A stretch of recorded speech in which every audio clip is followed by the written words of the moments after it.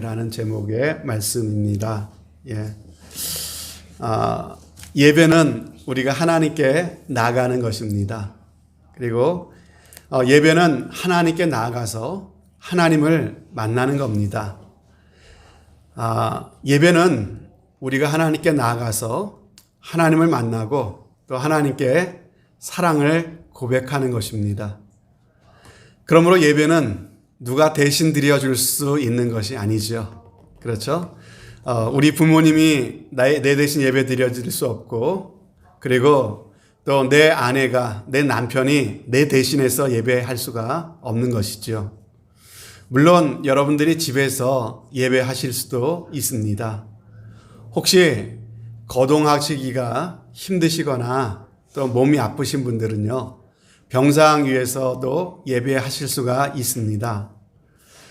지금 같은 코로나 상황에서는요, 바이러스 감염자와 접촉을 했다든지 아니면 감염이 우려되는 그런 상황이라면은 교회 공동체를 위해서 온라인으로 예배를 드리실 수가 있습니다.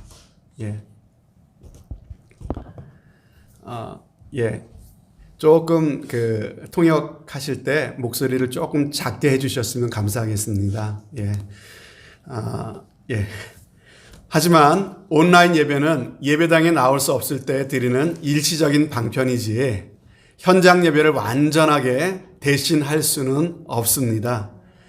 우리가 예배당에 나와서 함께 부름받은 그리스도의 몸된 한 몸 이룬 형제 자매들과 함께 하나님을 예배하는 일은 그만큼 가치 있는 일이고 또 하나님께서 가장 기뻐하시는 일이라고 믿습니다. 그런데 우리가 참 하나님 앞에 나왔다고 해가지고 또 여러분이 온라인으로 예배 드린다고 해서 정말 최선을 다해서 인터넷으로 여러분들이 예배에 참여하고 있다고 해서 저절로 예배가 되는 것은 아닙니다. 하나님께 나아갈 때 하나님께서는 받으시는 예배가 있고 또 어떤 예배는 받지 않으시는 예배가 있다라고 성경은 분명히 그렇게 말씀하고 있어요. 그래서 하나님이 받으셔야만 우리가 예배가 되는 것이지 않습니까? 그래서 우리의 자세가 중요하다고 성경은 말씀하고 있는 것이죠. 여러분, 우리의 태도와 우리의 마음가짐에 따라서 우리 예배가 하나님이 받으시는 예배가 될 수도 있고 하나님이 받지 않으시는 예배가 될 수도 있어요. 베드로전서 5장 5절 말씀에 보면은요, 하나님은 교만한 자들을 대적하시고 겸손한 자에게는 은혜를 베푸신다, 이런 말씀을 하셨죠. 여러분, 하나님이 받지 않으시는 예배는 교만한 사람들이 드리는 예배예요. 하나님이 싫어하시는 사람들은 교만한 사람이고 교만한 사람들에게는 은혜를 베푸지 않으신대요. 아무리 오랫동안 예배를 참석하고 또 오랫동안 신앙생활을 해도 이런 사람의 예배는요, 하나님 받지 않으시는 거예요. 반대로 하나님께서는요, 겸손한 사람들의 예배를 기뻐하시고 그러한 사람들의 예배를 받으신답니다. 예배를 드릴 때 하나님께서는 이런 사람들에게 은혜를 베풀어 주신다는 것이죠. 어떤 사람들에게? 겸손한 사람들에게.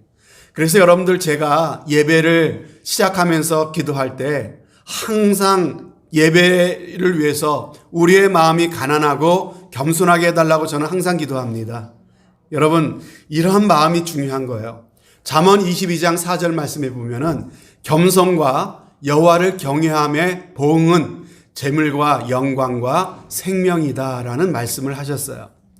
여러분, 우리가 겸손한 마음으로 하나님을 경외하게 될 때 하나님이 우리에게 주시는 이 상급이 뭡니까?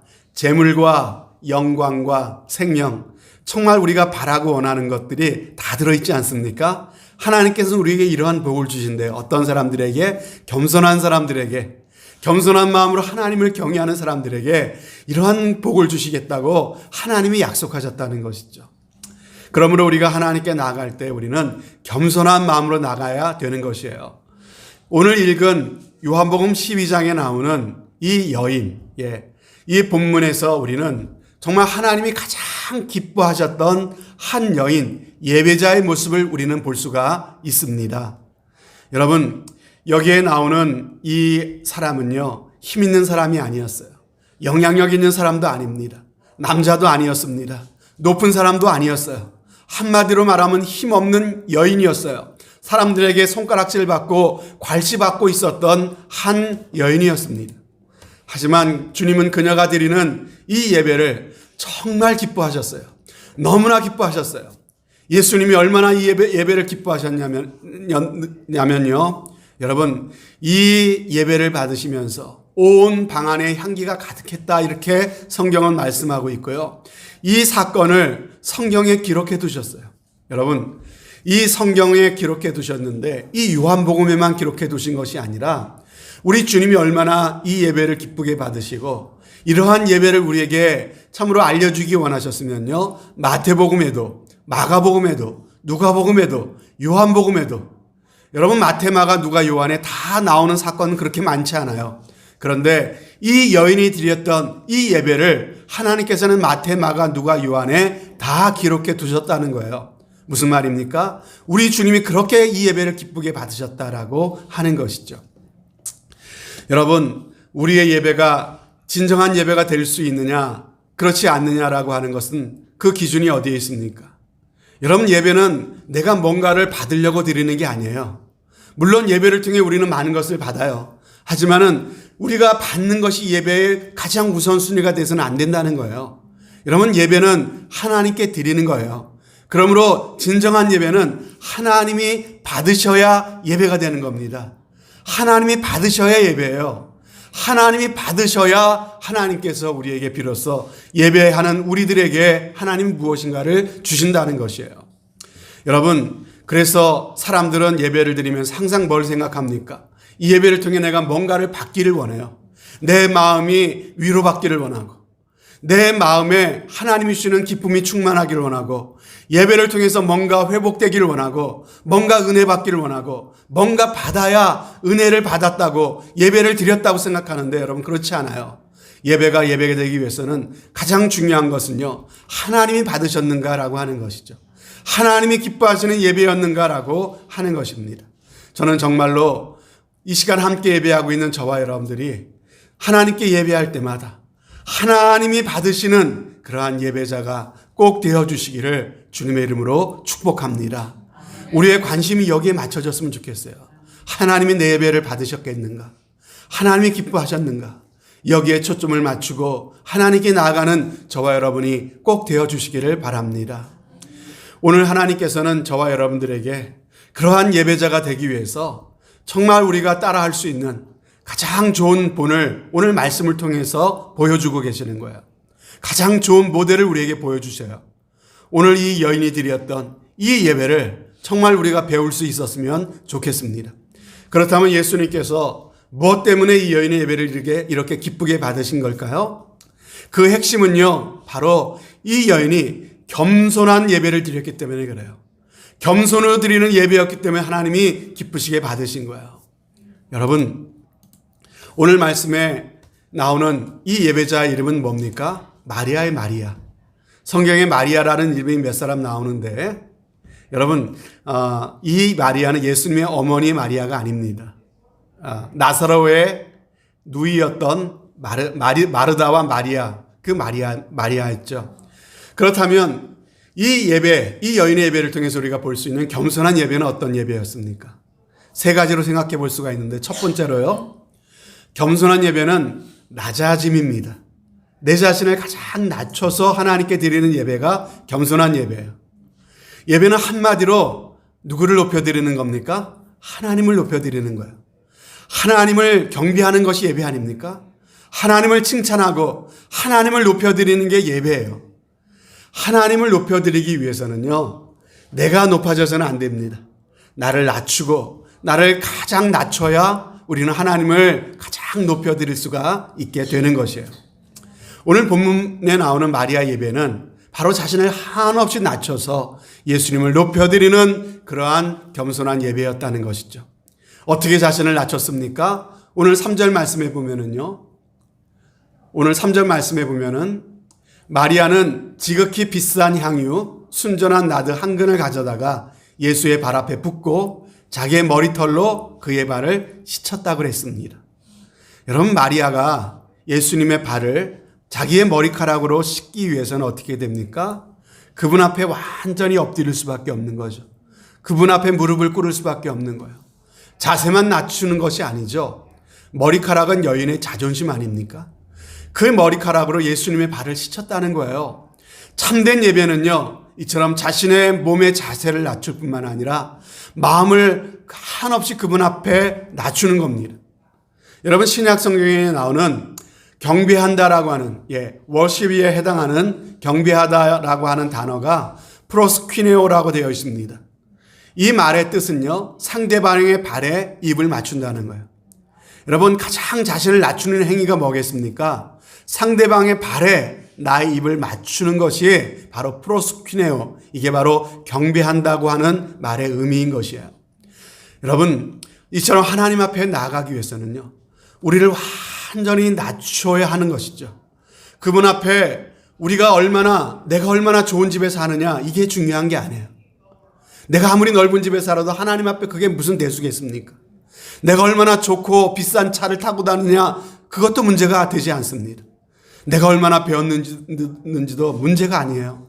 내가 무슨 닥터냐, 변호사냐, 무슨 교수냐, 이것도 하나 상관없습니다. 전능하신 하나님 앞에 여러분, 우리가 가진 어떤 것도 자랑할 수가 없는 것이죠.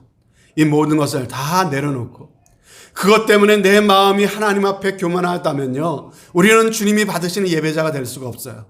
나의 모든 것을 가장 낮추고 내려놓고 하나님 앞에 바짝 엎드리는 자세로 우리는 주님 앞에 예배해야 된다는 것이죠.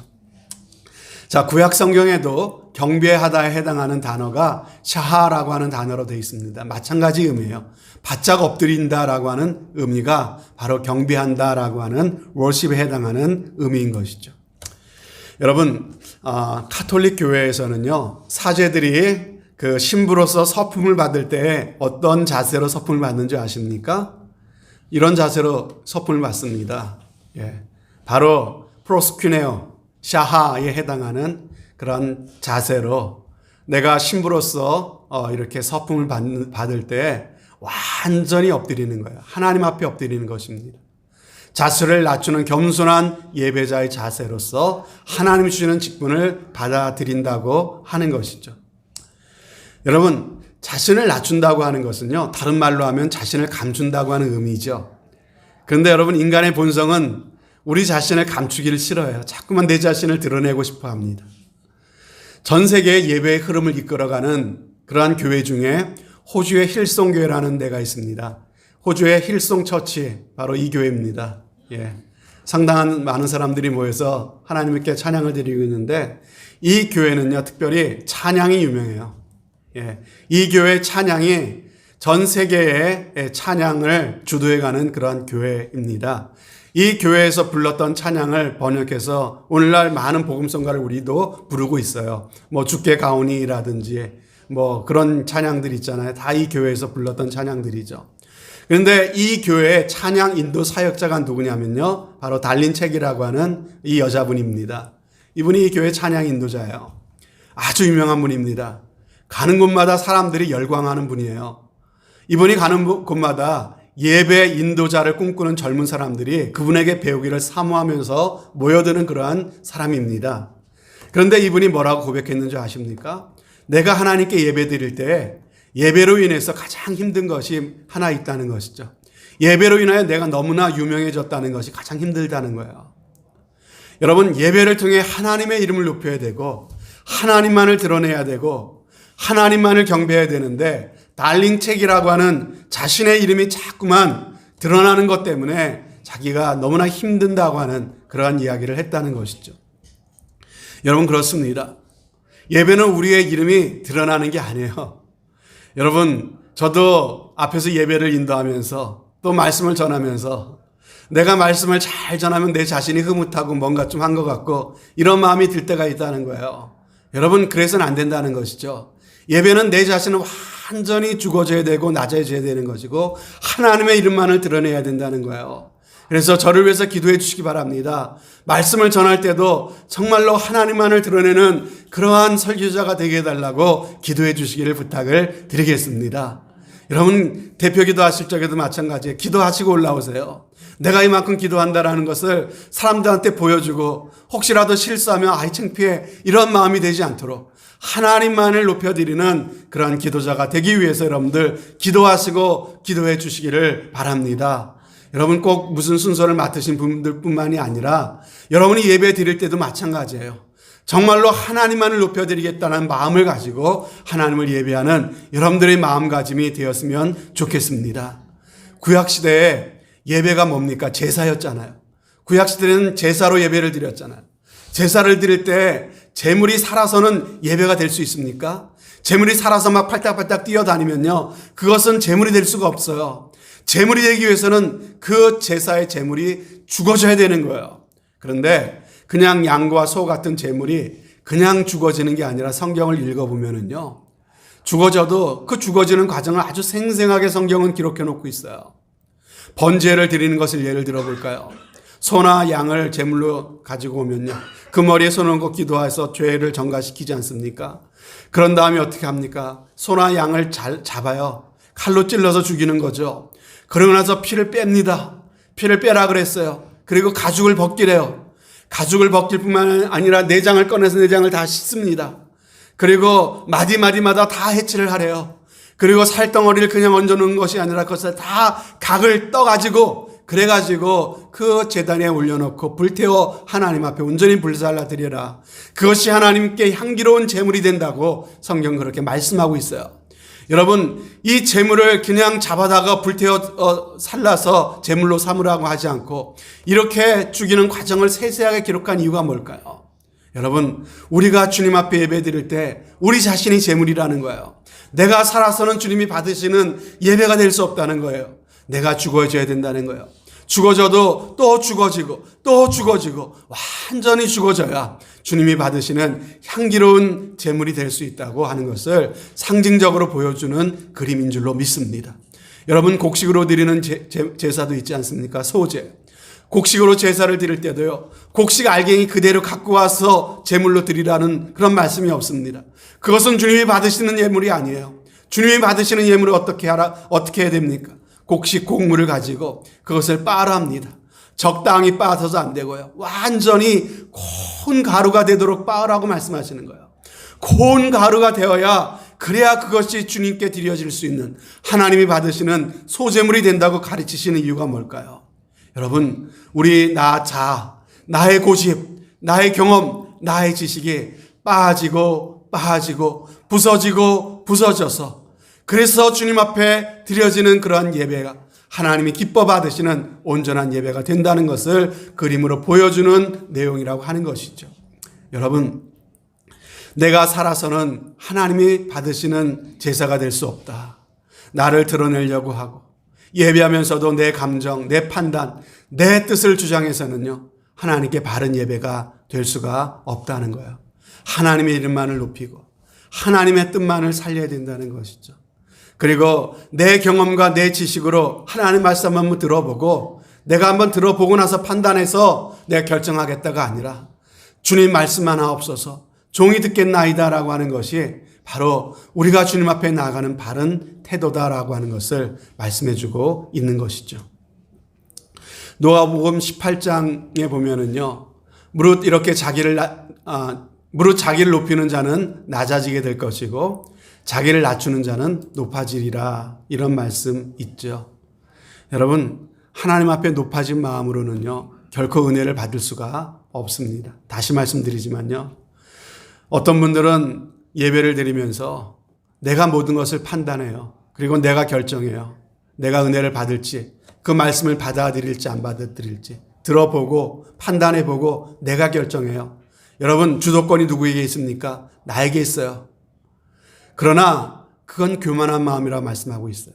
그게 아니라 정말 하나님 앞에 나를 낮추고 주님 말씀만 하시면 종은 듣겠나이다. 종은 주님의 말씀을 듣고 따르겠나이다. 이런 마음으로 하나님을 높이고 주님의 말씀을 받는다면요, 하나님께서 그러한 사람을 만나주시고 그러한 사람을 높여주신다고 말씀하고 있는 것이죠.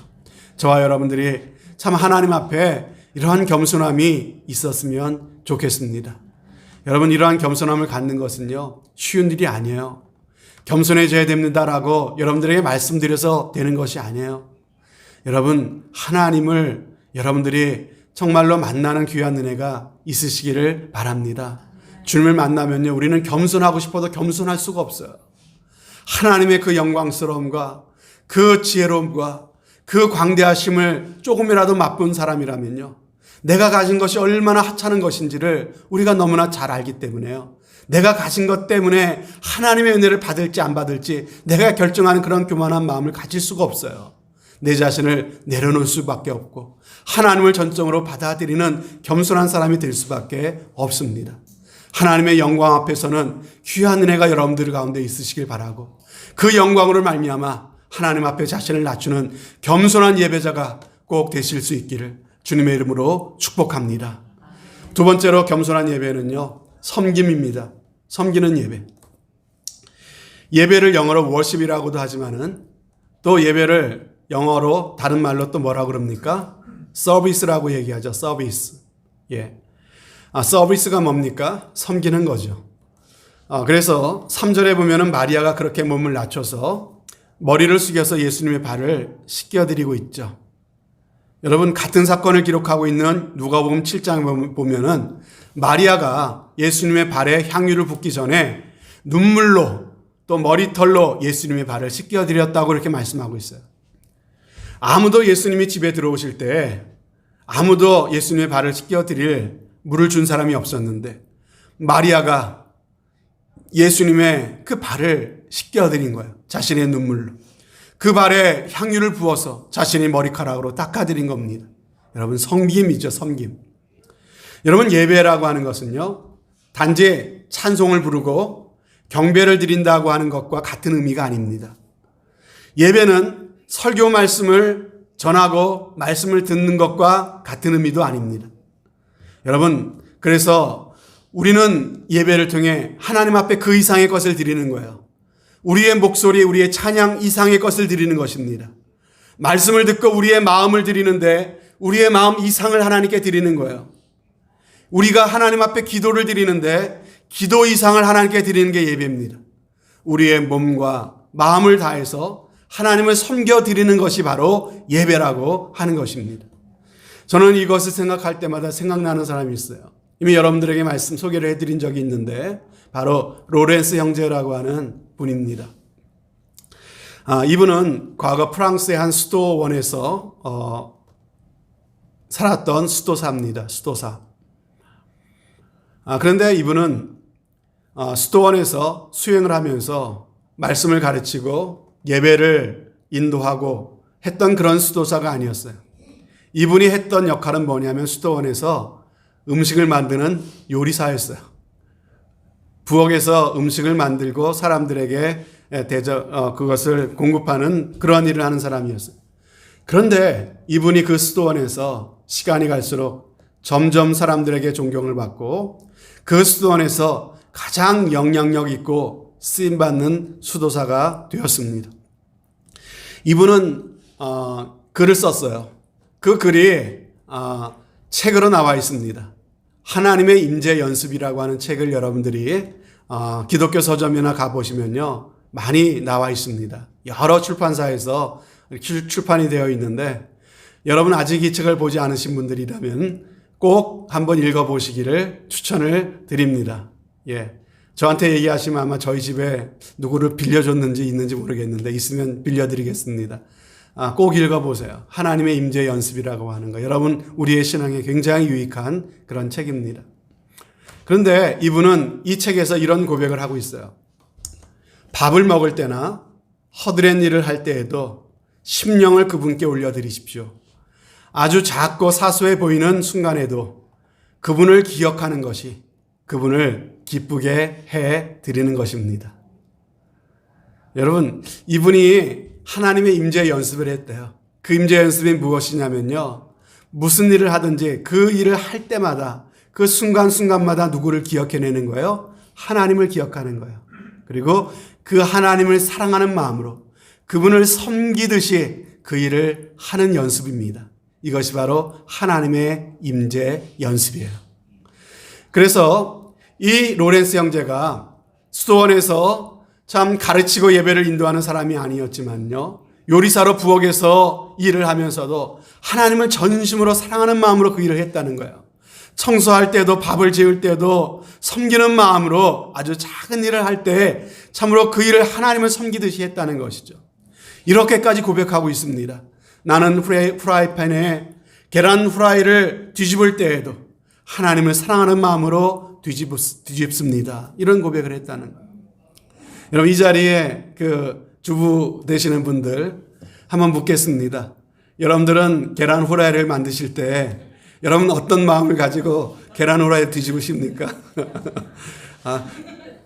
후라이팬 왜 이렇게 자꾸 눌러붙어, 이거 바꿔야지 하면서 뭐 그런 마음, 뭐 여러 가지 생각하시면서 계란 후라이 뒤집지, 정말 주님을 사랑하는 마음으로 뒤집어 보신 적이 있으세요? 근데 이분은 이렇게 하신다는 거예요. 무슨 얘기입니까? 가장 주님을 참 사랑하는 마음으로, 모든 일을 주님을 섬기는 마음으로 그렇게 하는 연습을 했다는 거예요. 그랬더니 이분은 모든 순간순간이 하나님과 동행하는, 하나님의 임재 안에 살아가는 그런 삶이 되더라는 거예요. 이러한 삶의 영향력이 이 사람 한 사람뿐만 아니라 주변 사람들에게도 영향이 미치기 시작하고 온 수도원이 소문이 나고 그 수도원이 소문이 나는 그러한 일들이 일어나기 시작했다라고 하는 것이죠. 여러분, 하나님을 사랑하는 마음으로 밥을 짓는다면요, 하나님을 섬기는 마음으로 참 하나님께서 주시는 내 남편과 내 자녀들을 위해서 정말 정성껏 음식을 준비한다면요, 바로 그것이 예배다라고 할 수가 있는 것이죠. 하나님이 기뻐 받으시는 예배다라고 하는 거예요. 우리 학생들이 공부할 때도 마찬가지죠.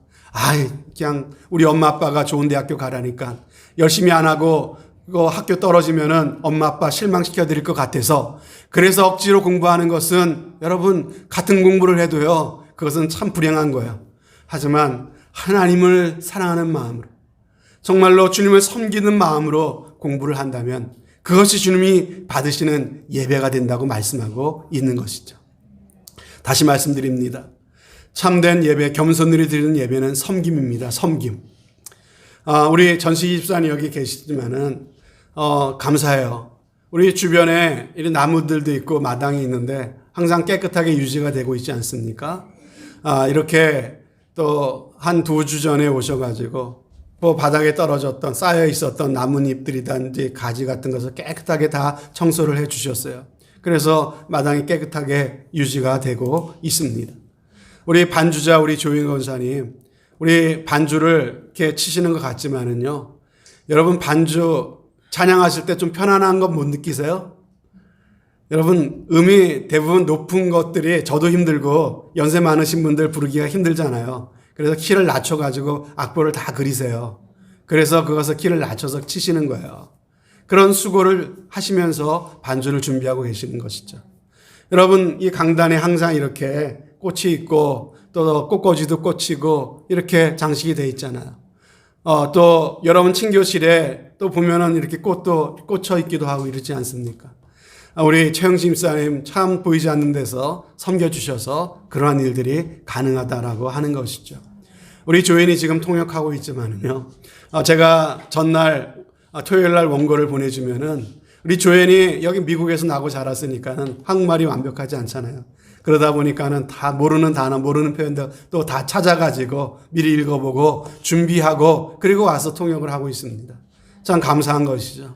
또 이렇게 파워포인트가 올라오는 것도 또 누군가가 일찍 와서 또 열심히 이것을 준비해 놓기 때문에 예배 시간에 우리가 더 이렇게 말씀에 집중하면서 볼 수가 있는 것이죠. 특별히 주일날 친교 시간에 여러분 친교도 예배다라는 말씀을 드렸어요. 그렇죠. 구약 성경에 보면은 화목제가 제사에 이어서 되는 것이 화목제가 바로 친교에 해당하는 것이라는 것을 말씀드렸는데, 여러분 이 친교의 예배를 드리기 위해서 그렇게 식사를 준비하시는 분들도 너무나 귀합니다. 특별히 요즘은 우리가 순서를 정하지 않고 자원하는 사람들만이 이 식사 준비를 하고 있지 않습니까? 여러분 식사 준비를 하기 위해서는 몇 주 전부터 고민해야 돼요. 무슨 음식을 할까? 고민도 하고 또 전날 또 장도 보고 토요일 날 늦게까지 아침 일찍 일어나서 얼마나 수고를 하십니까? 여러분, 이런 수고를 통해서 우리가 친교를 나눌 수가 있는 것이죠. 그리고 여러분, 친교를 하게 되면 또 설거지거리가 나오면 설거지를 합니다. 그렇죠. 우리 성은 자매님 오신 지도 얼마 안 됐는데 또 열심히 또 설거지로 섬겨주시고, 또 여러 사람들이 또 식사가 나오면 또 서빙도 해주고 하면서 친교가 이루어지고 있다는 것이죠. 여러분, 또 이러한 분들뿐만 아니라 여러분, 보이지 않는 데서 예배를 위해서 기도해 주시는 분들 계시지 않습니까? 정말 예배를 통해 하나님이 은혜 베풀어 주시기를, 정말 앞에서 예배를 인도하는 저를 위해서 성령 충만함을 위해서 기도로서 예배를 준비해 주시는 분들이 계시리라고 저는 믿습니다. 여러분, 이러한 다 섬김이에요. 이러한 섬김들을 통해서 우리의 예배가 이루어지고 있다라고 하는 것이죠. 여러분, 바로 이러한 여러 가지 모양으로 섬기는 분들이 하나님 앞에 겸손한 예배자라고 하는 것이죠. 꼭 예배당에서 앞에서 이렇게 조명을 받고 앞에서 말씀을 전하는 사람만이 예배자가 아니라 보이지 않는 곳에서 이러한 섬김을 통해서 예배를 준비하고 섬기고 계신 여러분들이 바로 하나님이 받으시는 예배자이신 줄로 믿습니다. 우리가 이런 마음으로 하나님을 예배할 때 하나님이 기뻐하시는 예배가 된다고 하는 것이죠. 세 번째로 겸손한 예배는요, 희생입니다. 희생. 여러분, 자신을 낮추면은 희생하게 돼 있어요. 그리고 섬기려는 사람은요, 희생하게 돼 있습니다. 오늘 본문 3절을 다시 봅니다. 3절에 보면은 마리아는 지극히 비싼 향유 곧 순전한 나드 한 근을 가져다가 예수의 발에 붓고 자기의 머리털로 그의 발을 씻으니 향유 냄새가 집에 가득하더라 그랬죠. 이 향유가 가격이 다른 데 보면은 300데나리온쯤 된다 그랬어요. 300데나리온. 한 데나리온이 노동자의 하루 일당이니까요. 1년 연봉입니다. 노동자의 1년 연봉이에요. 여러분, 이 향유, 그거 예수님의 발에 부어드렸던, 옥합을 깨뜨려서 부어드렸던 그 값어치가 노동자 1년 연봉이라니까요.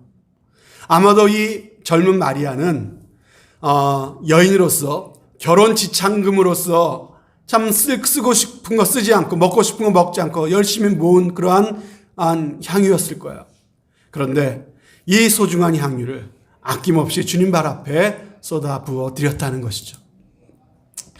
여러분, 이게 예배예요. 이게 예배.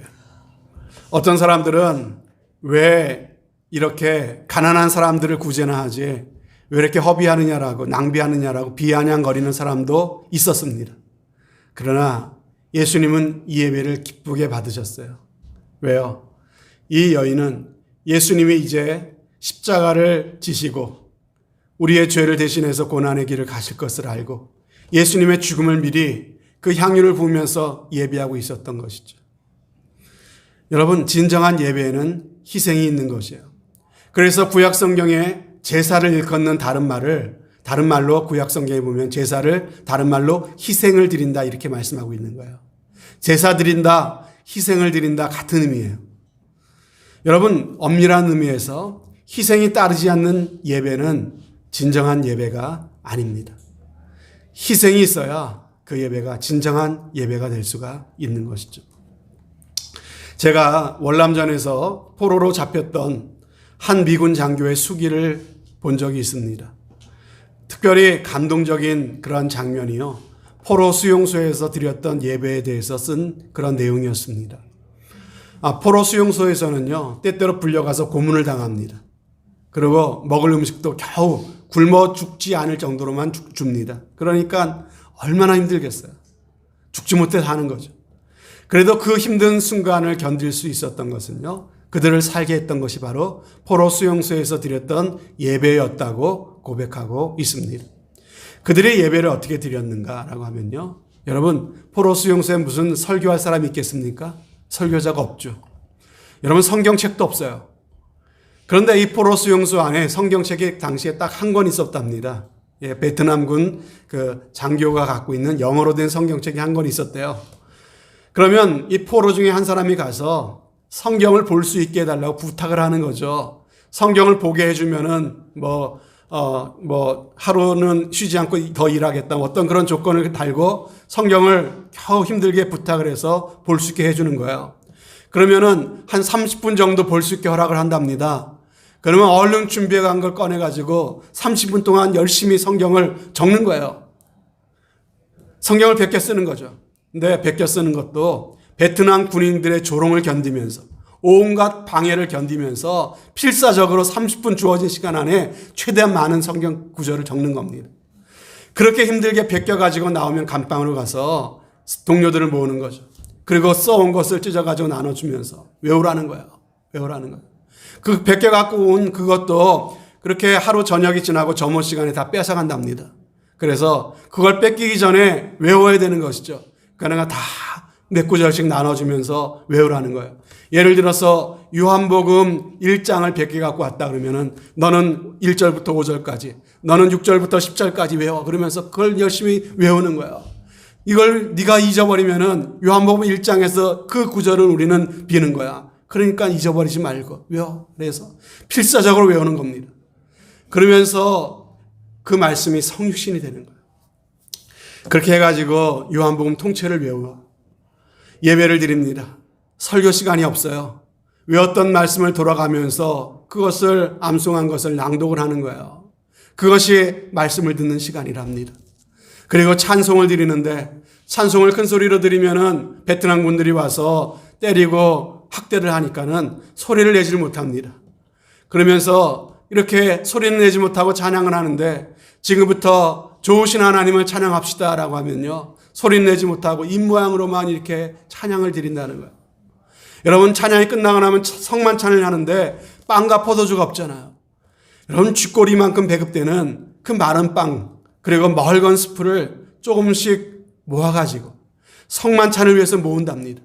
그리고 나서 그것을 나눠 먹으며 이것이 주님의 살입니다. 이것이 주님의 피입니다 라고 하면서 그것을 먹고 마신다는 거예요.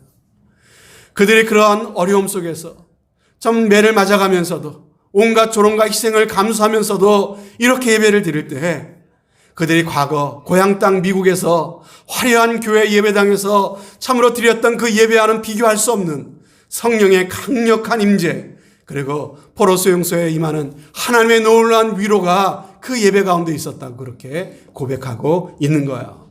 바로 그 예배가 그 죽음 같은 힘든 고통을 이겨갈 수 있게 했다고 이야기하고 있는 것이죠. 사랑하는 여러분, 혹시 저와 여러분의 예배 가운데 참 감동이 사라지지 않았습니까? 여러분, 우리 예배가 몸이 건조한 예배가 되어가고 있지는 않습니까? 여러분, 왜 예배에 기쁨이 없습니까? 왜 예배를 드려도 감격이 없습니까? 부담 없는 예배, 편안한 예배, 받기만을 바라는 예배, 구경꾼 같은 예배, 아무런 희생이나 헌신이 없이 드려지는 예배 때문은 아닌지 우리 자신을 한번 돌아보시기를 바랍니다. 그렇다면 여러분, 우리는 왜 이렇게 낮아지면서까지 섬기기 위해 희생하면서까지 예수님께 예배를 드려야 하는 겁니까? 그것은 우리 예배를 받으시는 우리 주님께서 우리를 위해 모든 것을 먼저 희생하셨기 때문입니다. 여러분, 하나님께서만 우리에게 참 모든 것을 다 내놓으라고 원하시는 거 아니지 않습니까? 하나님께서 먼저 우리에게 전심을 주셨기 때문에 우리에게 전심을 원하고 계시는 것입니다. 하나님께서 우리에게 어떠한 희생을 치르셨습니까? 하나님께서 그의 독생자 그의 아들을 우리를 위해 내어주셨지요. 여러분 자신의 전부를 준 것 아니겠습니까?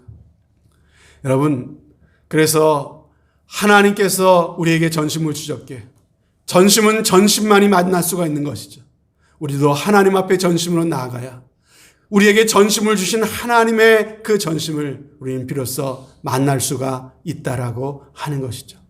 그래서 사진 시티 스터드라고 하는 사람의 사진인데요. 선교사님이었죠. 정말 주님을 위해 자신이 가졌던 아주 좋은 조건들을 다 포기하고 주님을 위해 평생을 헌신했던 훌륭한 선교사님이셨는데 이런 유명한 이야기를 남겼어요.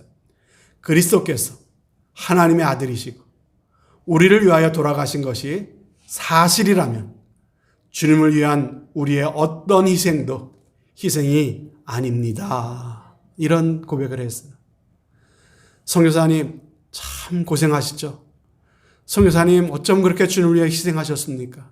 이런 얘기를 들을 때마다 이분은 나의 어떤 희생도 희생이 아닙니다. 왜? 하나님의 아들이 나를 위해 돌아가셨기 때문입니다. 여러분, 사도 바울은 우리에게 어떠한 권면을 하고 있습니까? 우리에게 예배자의 삶을 살라고 이런 말씀을 하고 계세요. 그러므로 형제들아, 내가 하나님의 모든 자비하심으로 너희를 권하노니 너희 몸을 하나님이 기뻐하시는 거룩한 산제사로 드리라. 이는 너희의 드릴 영적 예배니라. 우리의 삶을 하나님을 사랑하고 하나님을 섬기는, 하나님을 예배하는 예배자의 삶을 살라고 우리에게 권면하고 있는 것입니다. 겸손한 예배는 자신을 낮추는 것입니다. 겸손한 예배는 낮출 뿐만 아니라 섬기는 것입니다. 겸손한 예배는 섬길 뿐만 아니라 희생하는 것입니다. 자신의 몸과 마음을 아낌없이 내어드리는 것까지 가는 것이 겸손한 예배라는 것입니다. 오늘 마리아가 그렇게 예배했을 때 주님이 기뻐하시고 그가 부어드렸던 향유가 온 방 안에 그 향기가 가득했다고 말씀하시면서 하나님이 얼마나 기뻐하셨는지를 우리에게 말씀하고 계시는 것이죠. 저와 여러분들이 이렇게 하나님을 기쁘시게 하는 겸손한 예배자가 되었으면 좋겠습니다. 우리 한 사람 한 사람이 정말 이런 예배자가 될 수 있다면 우리의 예배 중에 하나님의 놀라운 영광이 임하게 될 줄로 믿습니다. 비록 우리가 살아가야 되는 참 이민자의 삶이 아무리 고달프고 우리가 짊어진 삶의 무게가 아무리 무겁고 아무리 살면서 내 마음이 아픈 일들이 있고 슬픈 일들을 당한다 할지라도 여러분, 우리의 예배가 살아있다면 살아낼 수 있지 않겠습니까? 우리 예배가 살아있다면 우리는 찬송하며 감사하며 기뻐하며 참으로 그 힘든 인생길을 살아갈 수 있지 않겠습니까? 여러분, 우리 예배가 그러한 예배가 될 수 있다면 우리 교회 예배를 통해 이 지역의 주님의 향기가 널리 퍼지게 되지 않겠습니까?